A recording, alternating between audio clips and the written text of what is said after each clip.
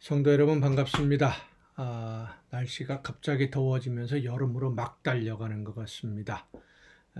하지만 공기가 많이 안 좋아서 미세먼지 황사 때문에 여전히 대기 오염은 좋지 않은 것 같습니다. 하나님이 우리에게 주신 환경 아름답게 지켜나가면서 건강한 생활을 유지하는 것, 우리 믿는 성도들에게 참 중요한 한 부분이라고, 신앙생활의 한 부분이라 할 수 있습니다. 일상생활 속에서도 환경을 잘 보존하고 지켜나갈 수 있기 위해서 노력해야 될 것 같습니다. 오늘 우리가 함께 은혜를 나눌 본문 말씀, 디모데후서 2장 3절부터 13절까지에 있는 말씀 봉독합니다. 디모데후서 2장 3절부터 13절까지에 있는 말씀입니다. 봉독합니다. 너는 그리스도 예수의 좋은 병사로 나와 함께 고난을 받으라. 병사로 복무하는 자는 자기 생활에 얽매이는 자가 하나도 없나니 이는 병사로 모집한 자를 기쁘게 하려 함이라. 경기하는 자가 법대로 경기하지 아니하면 승리자의 관을 얻지 못할 것이며 수고하는 농부가 곡식을 먼저 받는 것이 마땅하니라. 내가 말하는 것을 생각해보라. 주께서 범사에 내게 총명을 주시리라. 내가 전한 복음대로 다윗의 씨로 죽은 자 가운데서 다시 살아나신 예수 그리스도를 기억하라. 복음으로 말미암아 내가 죄인과 같이 매이는 데까지 고난을 받았으나 하나님의 말씀은 매이지 아니하니라. 그러므로 내가 택함 받은 자들을 위하여 모든 것을 참음은 그들도 그리스도 예수 안에 있는 구원을 영원한 영광과 함께 받게 하려 함이라. mit보다 이 말이요 우리가 주와 함께 죽었으면 또한 함께 살 것이요 참으면 또한 함께 왕노릇할 것이요 우리가 주를 부인하면 주도 우리를 부인하실 것이라. 우리는 미쁨이 없을지라도 주는 항상 미쁘시니 자기를 부인하실 수 없으시리라. 아멘.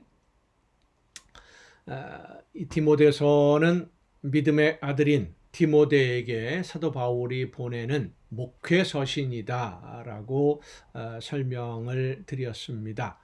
목회자로서 바울의 그 뒤를 이어서 여러 교회들을 섬기고 성도들을 가르치며 이끌었던 2세대 지도자 중에 한 사람인 바로 디모데인데, 디모데가 목회할 당시에 기독교는 많은 어려움을 겪고 있었습니다. 로마 정부로부터 박해를 받고 있었고, 유대인들로부터 공격을 계속 받고 있었고, 또 예수님이 곧 오시리라 믿고 있었던 사람들에게 시간이 많이 지나가면서 예수님이 곧 오시지 않으시니까 예수님의 재림이 점점 늦추어지다 보니까 회의론도 일어나게 되고 여러 가지로 어려운 그러한 시기에 목회를 감당했던 사람들이 2세대, 3세대 목회자들입니다. 그런 어려운 환경을 만나서 그럼에도 불구하고 최선을 다해 하나님이 맡겨주신 사명을 감당하는 이 디모데에게 사도 바울은 이렇게 권면합니다. 우리는 예수 그리스도의 제자로, 군사로 부름받은 사람들이다. 병사로 부름받았다. 하나님의 자녀로 부름을 받았고 제자가 되었다. 부름을 받아서 제자가 되고 자녀가 되었으면 우리를 불러주신 그 부름에 합당하게 맡겨주신 사명, 나를 통해서 이루기를 원하시는, 나와 함께 일하기를 원하시는 하나님의 뜻에 합당한 일들을 우리가 감당해야 된다라고 하는 겁니다.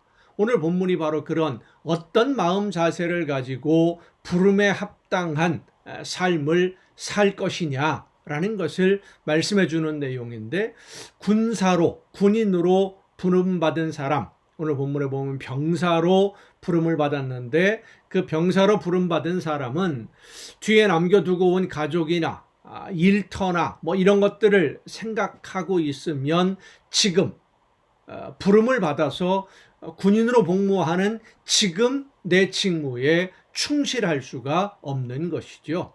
군인은 싸움을 위해서, 전쟁을 위해서 부름을 받았는데 뒤에 두고 온 가족을 생각하며 군인으로서 할 일을 하지 않고 있다고 한다면 그런 경우를 가리켜서 우리는 보통 일반적으로 직무유기라고 표현을 합니다. 오늘 하나님의 부르심을 듣고도 직무유기하고 있는 성도들이 많이 있다라는 것을 우리는 생각해야 됩니다. 예수님을 믿는다고 하고 하나님을 아버지라고 부르고는 있는데 실제 생활 속에서 해야 할 일을 하지 않고 있다고 한다면, 하나님이 나에게 맡겨주신 사명을 감당하지 않는다고 한다면 직무유기를 하고 있는 것이지요. 예수님은 우리에게 이렇게 말씀을 해주십니다. 너희는 먼저 그의 나라와 그의 의를 구하라. 그리하면 이 모든 것을 너희에게 더하시리라. 그렇습니다. 일하는 일꾼은 일을 시킨 주인이 책임져 주심을 여러분 믿으시기를 바랍니다. 그의 모든 것을 하나님이 책임져 주십니다. 그런데 일하는 일꾼이, 부름받은 일꾼이 주인을 믿지 못하니까 맡은 일에 충성하기보다는 하지 않아도 될 일에 매달려서, 내가 할 필요가 없는 일들에 매달려서 해야 할 일을 하지 않고 있는 경우들이 많이 있는 겁니다. 성도 여러분, 하나님이 우리 모두를 왜 부르셨다고 생각하십니까? 하나님이 왜 나를 부르셔서 자녀로 삼으시고 그 외아들 예수 그리스도를 대속의 제물로 삼으시면서까지 나를 자녀로 삼으시고 또 나에게 일을 맡겨두신 것일까? 어떤 일을 나에게 맡기신 것일까? 여러분, 우리가 많이 기도하면서 성령께서 주시는 지혜로 말미암아 그 하나님의 뜻을, 하나님의 말씀을, 나에게 맡겨주신 일이 무엇인지를 깨달아 알기 위해서 많이 기도해야 됩니다. 노력해야 됩니다. 하나님이 우리를 자녀로 삼으신 것은 분명한 목적이 있습니다. 무엇인가 나를 통해서 이루기를 원하시는 일이 분명히 있어요. 이제 그 일을 위해서 부름을 받았으면 뒤를 돌아보거나 다른 세상 일에 얽매여서 하나님이 맡기신 일을 소홀히 하는 어리석은 선택을 해서는 안 됩니다. 무엇보다 하나님이 나를 통해 이루기를 원하시고 내 삶을 통해서 거두기 원하시는 열매, 그 열매가 무엇인지를 알아서 그 열매를 맺기 위해서, 하나님이 원하시는 대로 순종하기 위해서 정말 최선을 다해야 됩니다. 하나님은 충성된 일꾼이 어려움을 당하지 않도록 성령의 놀라우신 능력으로 함께 해주시고 권능으로 붙들어 주시고 필요한 모든 것 풍성하게 충만하게 채워 주실 줄로 믿으시기를 바랍니다. 오늘도 저와 여러분을 통해서 아름다운 역사를 이루어가기를 원하시는 하나님의 뜻을 깨닫고 하나님이 나를 부르신 그 목적을 알고 그 부르심에 합당하게 맡겨주신 사명 즐겁게 열심히 바르게 잘 감당해 나가는 여러분 모두가 될 수 있기를 간절히 바랍니다. 기도하시겠습니다. 크신 은혜로 오늘도 저희들의 삶을 주관해 주시는 아버지 하나님, 연약한 저희들을 자녀로 불러주시고 외아들 예수 그리스도를 대신 제물로 삼으셔서 저희들에게 영원한 생명을 허락해 주시며 하나님이 원하시는 뜻이 무엇인지를 깨달아 알 수 있도록 오늘도 저희들을 이끌어 주심을 감사드립니다. 부름받은 자녀들답게, 병사로 부름받은 병사답게 불러주신 하나님의 말씀을 따라서 하나님이 원하시는 대로 맡겨주신 사명 즐겁게 감당하되 많은 열매로 하나님에게 기쁨 드리는 우리 모두가 되게 하여 주시옵소서. 이 모든 말씀을 예수님의 이름으로 기도하옵나이다. 아멘. 오늘 우리가 함께 통독할 하나님의 말씀 히브리서 6장부터 함께 통독하시겠습니다. 오늘 우리가 함께 통독할 내용을 보면 예수님을 멜기세덱의 반차를 따르는 대제사장이라고 설명합니다. 유대인들에게 있어서 대제사장은 하나님이 직접 선택하셔서 사람과 하나님 사이의 역할을 감당하는 일꾼으로 유대인들은 율법에서 규정한 그대로 아론의 후손들을 대제사장이라고 정통성을 부여하고 인정하고 있었습니다. 그런데 예수님은 아론이 레위지파인데 레위지파도 아니고 유다지파죠. 아론의 후손도 아니기 때문에 대제사장으로서의 자격은 없다라고 생각을 했던 것이죠. 왜 이 대제사장이라고 하는 직무가 중요하느냐면 하나님과 죄인들 사이에 중보자, 연결해주는 역할을 하는 것이 바로 이 대제사장이기 때문입니다. 죄인이 하나님을 직접 만날 수 없고 하나님 앞에 기도할 수 없고 하나님의 말씀을 들을 수도 없고 하나님을 아련할 수 없으니까, 하나님을 배울 수 없으니까 대제사장이 그 가운데 서서 죄인들의 말을 하나님에게 전해드리고 하나님의 말씀을 또 죄인들에게 전하는 이 가운데 역할을 하는 것이 바로 대제사장이었거든요. 그러니까 예수님이 그 역할을 감당하셔서 우리의 모든 죄를 용서하시는 제물이 되어주셨다라고 지금 예수님에 대해서 설명하고 있는데 유대인들은 그것을 받아들이지 않으려고 하는 겁니다. 예수님은 대제사장 아론의 후손이 아니기 때문이다라는 거죠. 그런데 이 히브리서를 보면 아론보다 먼저 하나님의 말씀을 전하고 하나님이 원하시는 것이 무엇인지를 가르쳤던 그 대제사장이 바로 창세기에서 아브라함에게 하나님의 말씀을 전했던 멜기세덱이라고 하는 겁니다. 아브라함이 조카 롯이 소돔으로 이제 헤어져서 살고 있을 때에 그 도적대에게 공격을 당했고 조카가 붙잡혀갔다라는 이야기를 듣고 자기 집에서 훈련시킨 그 군인들 400명을 이끌고 그 도적대를 쫓아갑니다.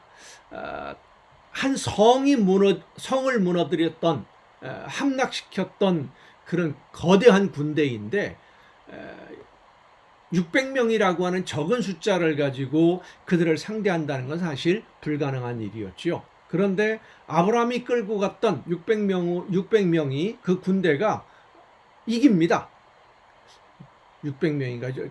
숫자를 제가 확실히 잘 말씀드리기 어려운데 아브라함의 군대가 이겨요. 그리고는 모든 전리품들을 되찾아가지고 오니까 얼마나 그 의기양양했겠습니까? 의기양양하게 돌아오는 아브라함에게 멜기세덱이 찾아갑니다. 하나님의 거룩한 대제사장이다 라고 창세기에 기록되어 있는 멜기세덱이 찾아가서 너 이번에 승리한 것은 네가 싸움을 잘해서가 아니라 하나님이 너와 함께 하셨기 때문에 하나님이 너에게 승리를 주셨다라는 것을 깨우쳐 줍니다.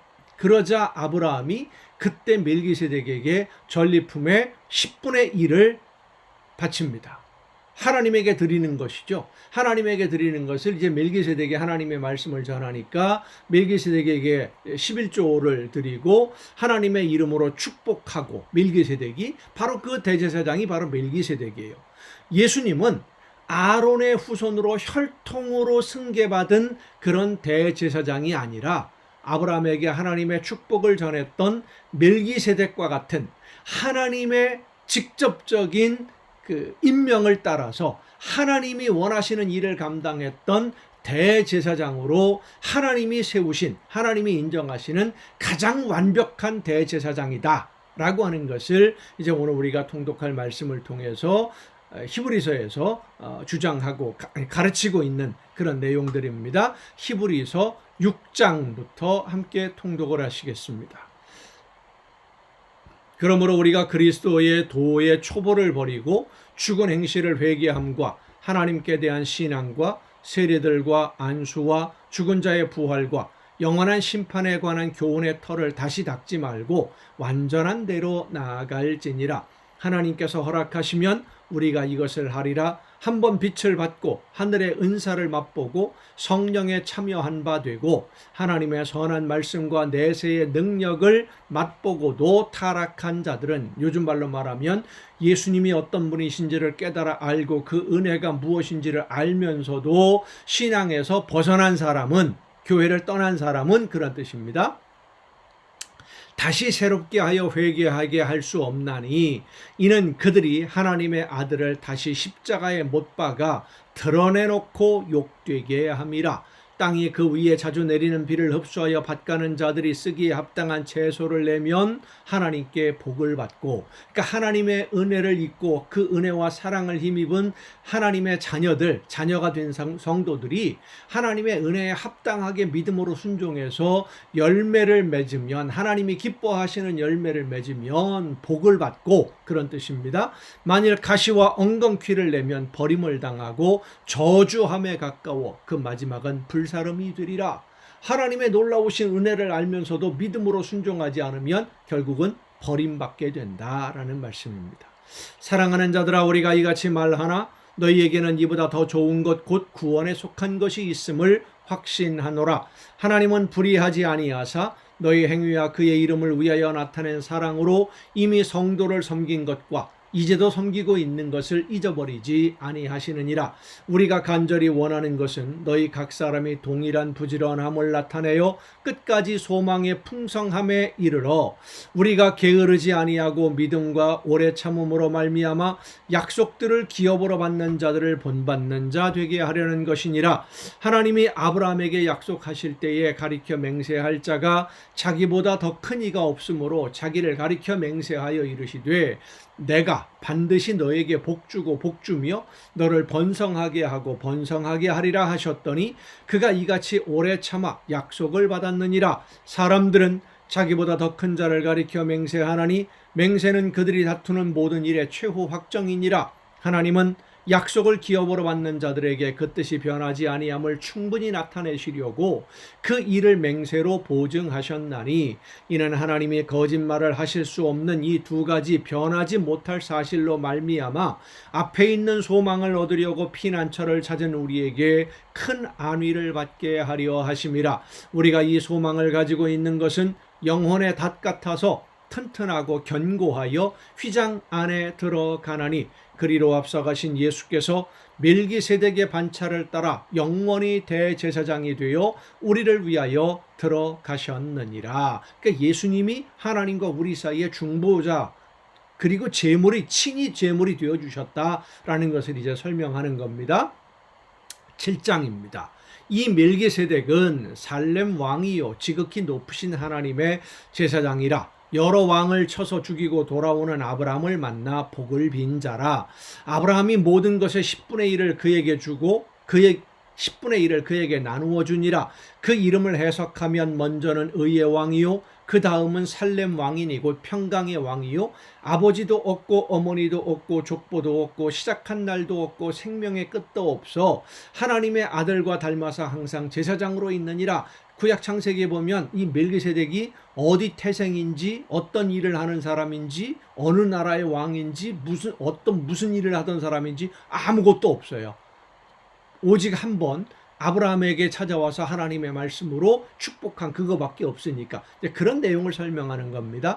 이 사람이 얼마나 높은가를 생각해 보라. 조상 아브라함도 노량물 중 10분의 1을 그에게 주었느니라. 그러니까 하나님께 드려야 될 예물을 멜기세덱에게 주었다는 겁니다. 레위 아들들 가운데 제사장의 직분을 받은 자들은 율법을 따라 아브라함의 허리에서 난 자라도 자기 형제인 백성에게 10분의 1을 취하라는 명령을 받았으나 레위 족보에 들지 아니한 멜기세덱은 아브라함에게서 10분의 1을 취하고 그 약속을 받은 그를 위하여 복을 빌었나니 논란의 여지 없이 낮은 자가 높은 자에게서 축복을 받느니라. 또 여기는 죽을 자들이 10분의 1을 받으나 저기는 산다고 증거를 얻은 자가 받았느니라. 또한 10분의 1을 받는 레위도 아브라함으로 말미암아 10분의 1을 바쳤다고 할 수 있나니 이는 멜기세덱이 아브라함을 만날 때에 레위는 이미 자기 조상의 허리에 있었음이라. 그러니까 레위의 조상이 아브라함이다. 그러니까 아브라함이 멜기세덱에게 10분의 1을 드렸으면 레위도 드린 것이나 마찬가지다. 뭐 그런 뜻입니다. 레위 계통의 제사 직분으로 말미암아 온전함을 얻을 수 있었으면 백성이 그 아래에서 율법을 받았으니 어찌하여 아론의 반차를 따르지 않고 멜기세덱의 반차를 따르는 다른 한 제사장을 세울 필요가 있느냐. 그러니까 구약의 율법을 통한 제사 제도로는 사람이 죄를 완전하게 용서받을 수 없다라는 것이죠. 의롭게 인정받을 수 없다는 겁니다. 제사 직분이 바꾸어졌은즉 율법도 반드시 바꾸어지리니 이것은 한 사람도 제단 일을 받들지 않는 다른 지파에 속한 자를 가리켜 말한 것이라. 우리 주께서는 유다로부터 나신 것이 분명하도다. 유다 지파입니다. 이 지파에는 모세가 제사장들에게 관하여 말한 것이 하나도 없고 멜기세덱과 같은 별다른 한 제사장이 일어난 것을 보니 더욱 분명하도다. 그는 육신에 속한 한 계명의 법을 따르지 아니하고 오직 불멸의 생명의 능력을 따라 되었으니 증언하기를 네가 영원히 멜기세덱의 반차를 따르는 제사장이라 하였도다. 전에 있던 계명은 연약하고 무익함으로 폐하고 율법은 아무것도 온전하게 못할지라. 이에 더 좋은 소망이 생기니 이것으로 우리가 하나님께 가까이 가느니라. 또 예수께서 제사장이 되신 것은 맹세 없이 된 것이 아니니 그들은 맹세 없이 제사장이 되었으되 오직 예수는 자기에게 말씀하신 이로 말미암아 맹세로 되신 것이라. 주께서 맹세하시고 뉘우치지 아니하시리니 내가 영원히 제사장이라 하셨도다. 이와 같이 예수는 더 좋은 언약의 보증이 되셨느니라. 제사장 된 그들의 수요가 많은 것은 죽음으로 말미암아 항상 잊지 못함이로되 예수는 영원히 계심으로 그 제사장 직분도 갈리지 아니하느니라. 그러므로 자기를 힘입어 하나님께 나아가는 자들을 온전히 구원하실 수 있으니 이는 그가 항상 살아계셔서 그들을 위하여 간구하심이라. 이러한 대제사장은 우리에게 합당하니 거룩하고 악이 없고 더러움이 없고 죄인에게서 떠나 계시고 하늘보다 높이 되시니라. 그는 저 대제사장들이 먼저 자기 죄를 위하고, 그러니까 아론의 후손으로서의 대제사장들은 하나님 앞에 들어갈 때 자기 자신을 위해서 먼저 제물을 드려서 용서함을 받고, 그리고 백성들의 죄를 대신해서 이제 제물을 가지고 들어갔었는데 그런 뜻입니다. 다음에 백성의 죄를 위하여 날마다 제사 드리는 것과 같이 할 필요가 없으니 예수님은 이는 그가 단번에 자기를 드려 이루셨습니다. 율법은 약점을 가진 사람들을 제사장으로 세웠거니와 율법 후에 하신 맹세의 말씀은 영원히 온전하게 되신 아들을 세우셨느니라. 그분이 바로 예수님이라는 겁니다. 8장입니다. 지금 우리가 하는 말의 요점은 이러한 대제사장이 우리에게 있다는 것이라. 그는 하늘에서 지극히 크신 이의 보좌 우편에 앉으셨으니 성소와 참 장막에서 섬기는 이시라. 이 장막은 주께서 세우신 것이요 사람이 세운 것이 아니니라. 대제사장마다 예물과 제사 드림을 위하여 세운 자니 그러므로 그도 무엇인가 드릴 것이 있어야 할지니라. 예수께서 만일 땅에 계셨더라면 제사장이 되지 아니하셨을 것이니 이는 율법을 따라 예물을 드리는 제사장이 있습니다. 아론의 후손들이 유대인들 중에 제사장들이 있다는 이야기죠. 그들이 섬기는 것은 하늘에 있는 것의 모형과 그림자라. 모세가 장막을 지으려 할 때에 지시하심을 얻음과 같으니 이르시되 삼가 모든 것을 산에서 내게 보이던 본을 따라 지으라 하셨느니라. 그러나 이제 그는 더 아름다운 직분을 얻으셨으니 그는 더 좋은 약속으로 세우신 더 좋은 언약의 중보자시라. 저 첫 언약이 무흠하였더라면 둘째 것을 요구할 일이 없었으려니와 그들의 잘못을 지적하여 말씀하시되 주께서 이르시되 볼지어다 날이 이르리니 내가 이스라엘 집과 유다 집과 더불어 새 언약을 맺으리라. 또 주께서 이르시기를 이 언약은 내가 그들의 열조의 손을 잡고 애굽 땅에서 인도하여 내던 날에 그들과 맺은 언약과 같지 아니하도다. 그들은 내 언약 안에 머물러 있지 아니하므로 내가 그들을 돌보지 아니하였노라. 또 주께서 이르시되 그날 후에 내가 이스라엘 집과 맺을 언약은 이것이니 내 법을 그들의 생각에 두고 그들의 마음에 이것을 기록하리라. 나는 그들에게 하나님이 되고 그들은 내게 백성이 되리라. 또 각각 자기 나라 사람과 각각 자기 형제를 가르쳐 이르기를 주를 알라 하지 아니할 것은 그들이 작은 자로부터 큰 자까지 다 나를 알미라. 내가 그들의 불의를 긍휼히 여기고 그들의 죄를 다시 기억하지 아니하리라 하셨느니라. 새 언약이라 말씀하셨음에 첫 것은 낡아지게 하신 것이니 낡아지고 쇠하는 것은 없어져 가는 것이니라. 9장입니다. 첫 언약에도 섬기는 예법과 세상에 속한 성소가 있더라. 예비한 첫 장막이 있고 그 안에 등잔대와 상과 진설병이 있으니 이는 성소라 일컫고 또 둘째 휘장 뒤에 있는 장막을 지성소라 일컫나니 금향로와 사면을 금으로 싼 언약궤가 있고 그 안에 만나를 담은 금 항아리와 아론의 쌍난 지팡이와 언약의 돌판들이 있고 그 위에 속죄서를 덮는 영광의 그룹들이 있으니 이것들에 관하여는 이제 낱낱이 말할 수 없노라. 이 모든 것을 예비하였으니 제사장들이 항상 첫 장막에 들어가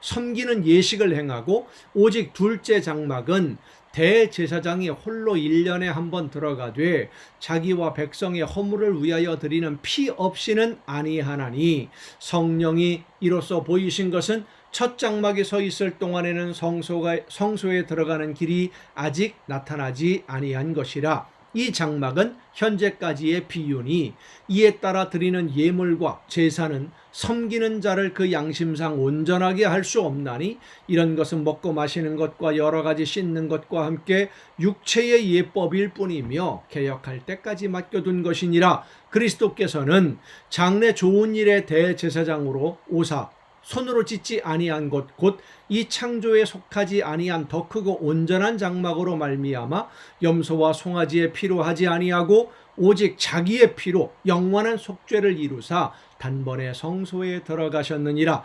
염소와 황소의 피와 및 암송아지의 죄를 부정한 자에게 뿌려 그 육체를 정결하게 하여 거룩하게 하거든 하물며 영원하신 성령으로 말미암아 흠 없는 자기를 하나님께 드린 그리스도의 피가 어찌 너희 양심을 죽은 행실에서 깨끗하게 하고 살아계신 하나님을 섬기게 하지 못하겠느냐. 이로 말미암아 그는 새 언약의 중보자시니 이는 첫 언약 때에 범한 죄에서 속량하려고 죽으사 부르심을 입은 자로 하여금 영원한 기업의 약속을 얻게 하려 하심이라. 유언은 유언한 자가 죽어야 되나니 유언은 그 사람이 죽은 후에야 유효한즉 유언한 자가 살아있는 동안에는 효력이 없느니라. 이러므로 첫 언약도 피 없이 세운 것이 아니니 모세가 율법대로 모든 계명을 온 백성에게 말한 후에 송아지와 염소의 피 곧 피 및 물과 붉은 양털과 우슬초를 취하여 그 두루마리와 온 백성에게 뿌리며 이르되 이는 하나님이 너희에게 명하신 언약의 피라 하고 또한 이와 같이 피를 장막과 섬기는 일에 쓰는 모든 그릇에 뿌렸느니라. 율법을 따라 거의 모든 물건이 피로써 정결하게 되나니 피 흘림이 없은즉 사함이 없느니라. 그러므로 하늘에 있는 것들의 모형은 이런 것들로서 정결하게 할 필요가 있었으나 하늘에 있는 그것들은 이런 것들보다 더 좋은 제물로 할지니라.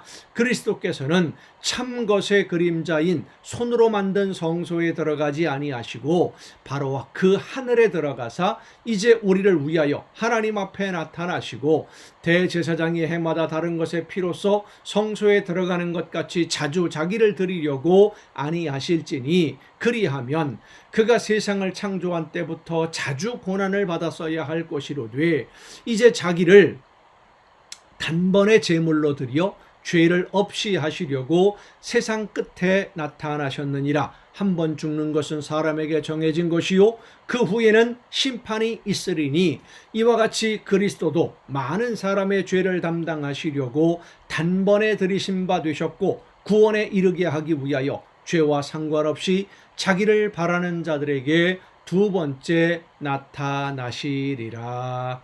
아멘.